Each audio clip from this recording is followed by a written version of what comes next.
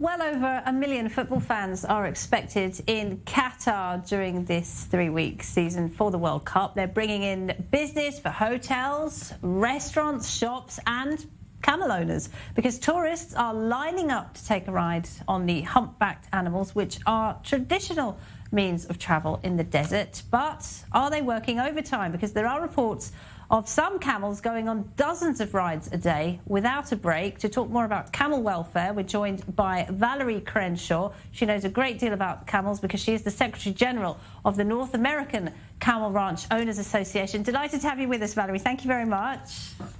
Thank you for having me.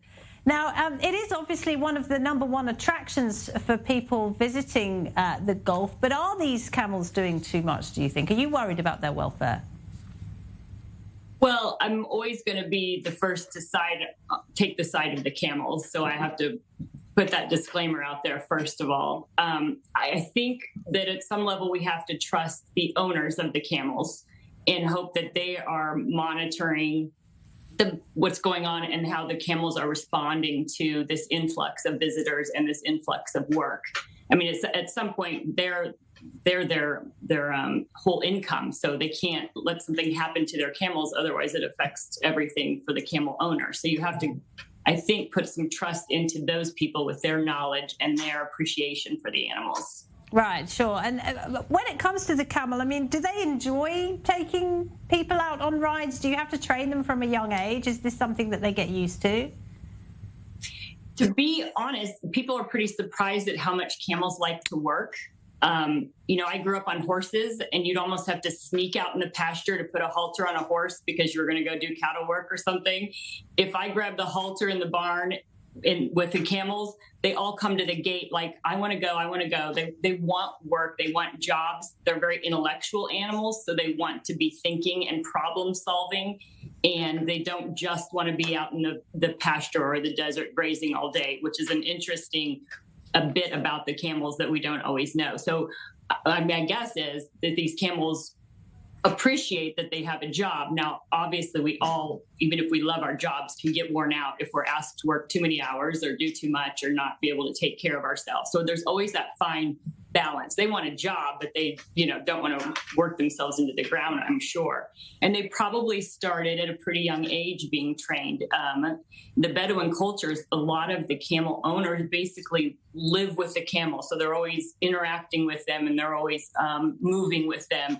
So the training with them is probably a lot easier. Camels are very easy to train. Right, and I have ridden the odd horse myself in the past, and I've also fallen off. And when a horse doesn't want to go out on a ride, they will let you know. Is a camel the same? Will they let you know if they don't want to be taking you out on a ride?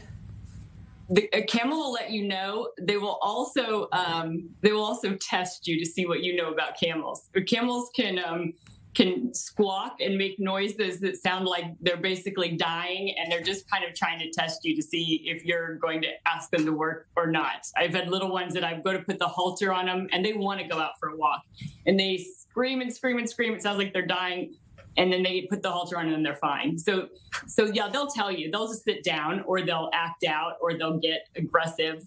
But they also might test you if you don't really... if you aren't familiar with the camels. They're strange animals, aren't they? Because they do have these beautiful eyelashes. They have very pretty eyes, but they can also make some very ugly noises, shall we say. And they do have this reputation for being grumpy. I mean, you know them better than most people. Are they grumpy, or can they be quite affectionate, like ponies? They're actually, I think they're more like dogs. They're that affectionate.